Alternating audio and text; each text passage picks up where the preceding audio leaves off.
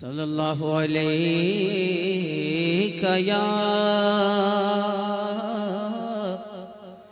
یا رسول اللہ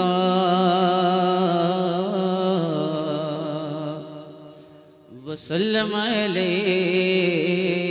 آقا صلی اللہ علیہ وسلم نے فرمایا اس حافظ قرآن کو بلایا جائے گا اور اس سے کہا جائے گا ایسے 10 لوگ تیرے خاندان کے جن پر دوزخ میں جانا واجب ہو گیا، ان کا ہاتھ پکڑ، صرف اس کی برکت سے میں ان کی جہنم کی سزا کو معاف کر کے تیرے ساتھ جنت عطا کروں گا۔ اس کی سفارش قبول کی جائے گی۔ لیکن یاد رکھیں میرے عزیزو، حافظ قرآن قرآن کی آیات پر عمل کرتا ہو، اس کا ادب بھی کریں، احترام بھی کریں۔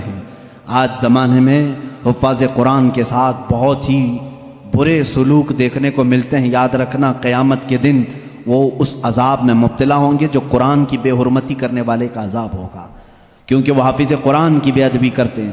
ہمارے بزرگان دین جو سلف صالحین ہیں، میں نے پڑھا بھی ہے، بزرگان دین کا طریقہ تو یہ ہوتا تھا کہ اگر کوئی حافظ قرآن زمین پر بیٹھا ہے تو وہ کبھی اوپر نہیں بیٹھتے تھے۔ ہاں اگر وہ خود حافظ قرآن ہیں تو پھر دونوں کے معاملات ایک طرح کے ہیں، لیکن کوئی حافظ قرآن نہیں ہے اور کوئی حافظ نیچے بیٹھا ہے تو علماء بزرگان دین اس کو بے ادبی محسوس کرتے تھے۔ اللہ کا کلام سینے میں لے کر وہ نیچے ہے اور بغیر حفظ قرآن کیا ہوا اوپر بیٹھا ہے، اس کو بزرگان دین نے بے ادبی محسوس فرمائی۔ بہرحال قرآن ایک ایسا جامع نظام اللہ تعالیٰ نے تمہیں عطا کیا اور اس کی فضیلتیں میں نے بتائی۔ اور سب سے بڑی بات کیا ہے معلوم ہے؟ قرآن اللہ نے اتارا، آیتیں ساری چیزیں میرے آقا صلی اللہ علیہ وسلم پر اترتی رہیں۔ اس کی پہلی آیت جو اتری اقرا بسم ربک الذی خلق، غار ہرا میں واقعہ آپ کو معلوم ہوگا۔ میرے آقا صلی اللہ تعالیٰ علیہ وسلم پہاڑ پر ایک غار ہے، آج بھی مکہ کے کنارے، غار ہرا اس کو کہتے ہیں، جبل نور، وہاں پر عبادت کے لیے جایا کرتے تھے۔ جبرائیل امین ایک رات آئے اور روایات یہ بتاتی ہیں کہ وہ 17 رمضان المبارک کی رات تھی۔ آ کر کے انہوں نے حضور اکرم صلی اللہ علیہ وسلم سے صرف اتنا کہا اقرا، پڑھو۔ آپ صلی اللہ علیہ وسلم نے فرمایا ما انا بقاری، میں نہیں پڑھنے والا۔ بعض بے وقوف اس کا ترجمہ یوں کرتے ہیں مجھے پڑھنا نہیں آتا۔ حضور اکرم صلی اللہ تعالیٰ علیہ وسلم کو پڑھنا نہیں آتا۔ آپ نے جبرائیل امین نے سینے سے سینہ لگایا اور پھر کہا اقرا، کہا پڑھو۔ میرے آقا صلی اللہ علیہ وسلم نے وہی جواب دیا۔ 4 بار اس طرح سے ہوا، چوتھی مرتبہ جو ہے جبرائیل امین نے صرف اقرا نہیں کہا۔ اقرا کا مطلب کیا ہوتا ہے؟ پڑھ، یا آرڈر ہے، آرڈر پڑھ۔ لیکن جبرائیل امین نے جب یہ کہا اقرا بسم ربک الذی خلق، پڑھ اس رب کے نام سے جس نے پیدا کیا، میرے آقا صلی اللہ علیہ وسلم نے پڑھنا شروع کیا۔ میرے آقا نے مزاج یہ بتایا اپنی امت کو کہ پڑھو وہی جو رب تک تمہیں پہنچا ہے، تعلیم حاصل کرو وہی جو رب کے نام سے شروع ہو یا رب تک تمہیں پہنچائے۔ یہ آیتیں یہاں سے شروع ہوئیں اور آیتیں جو ختم ہوئی ہیں اس میں اختلاف ہے۔ بعض علماء نے لکھا ہے کہ الیوم اکملت لکم دینکم، یہ آخری آیت تھی جو حجۃ الوداع میں میرے آقا صلی اللہ علیہ وسلم جب آخری حج میں تھے نازل ہوئی۔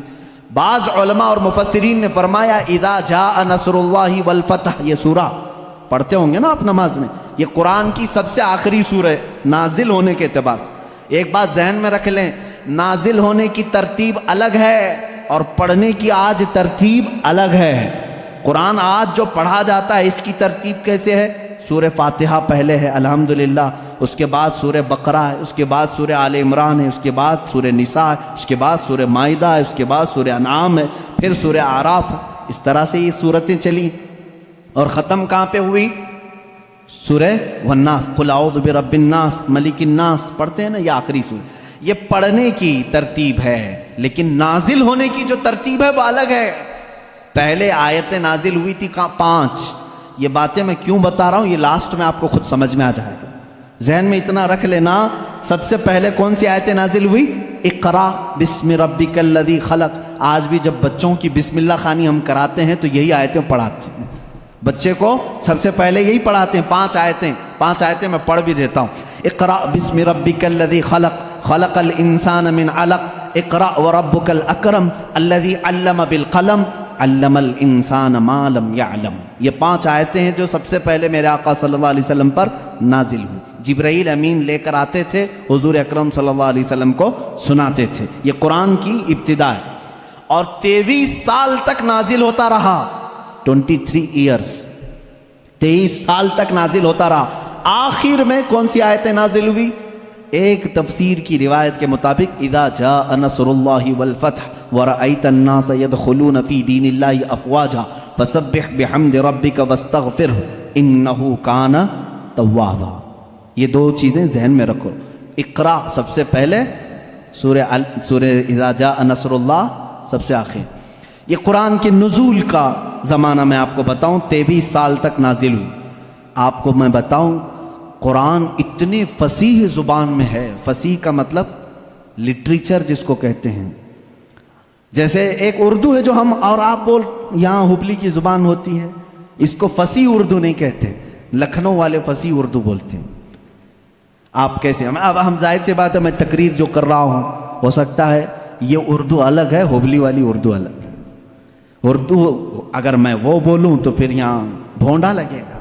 آبے جابے تبے یہ اگر جو عام طور پر استعمال کرتے ہیں یہ بھونڈا لگتا ہے, کیونکہ فصیح زبان میں جب کوئی بیان کرے تو وہ دل میں اترتی بھی ہے بات. زبان کی مٹھاس اس کی فصاحت میں ہے. تو عربی زبان میں جو سب سے زیادہ فصیح جملے تھے وہ قرآن میں آئے. ایک بھی ہلکا جملہ نہیں آیا, ایک بھی کمتر جملہ نہیں آیا. اب جیسے ایک مثال میں آپ کو بتا دوں, گھٹنا لفظ ہے نا, گھٹنا, گھٹنے ٹیک دینا, لیکن آپ گڑگے بولتے ہیں, ہے کہ نہیں؟ گڑگے ٹیکو, گڑگا کیا چیز ہے؟ یہ گڑگا یہ تمہاری عامی زبان ہے. اگر یہ میں کتاب میں لکھ دوں کہ میں سجدے میں جاتے وقت گڑگا ٹیک دیا, آپ کو برا لگے گا. کیا مولانا اچھی زبان میں بیچ میں ہڈی لے کے آ گیا. گھٹنا لفظ ہے, گھٹنا یہ فصیح لفظ ہے, اور ایک عام لفظ ہوتا ہے جس کو آپ یوز کر رہے ہیں, سمجھ رہے ہیں؟ اب جیسے جانور کہتے ہیں, جانور ہے نا, اب عام زبان میں کہتے ہیں جناور. یہ فصیح لفظ نہیں ہے, یہ فصیح لفظ نہیں ہے. آپ یوز کر رہے ہیں, لیکن آپ جب آپس میں بات کرتے رہتے ہیں تو اس کو برا بھی نہیں سمجھتے. کتنے جناور ایسے ہیں, یہ کیا ہے؟ یہ فصیح اردو نہیں ہے.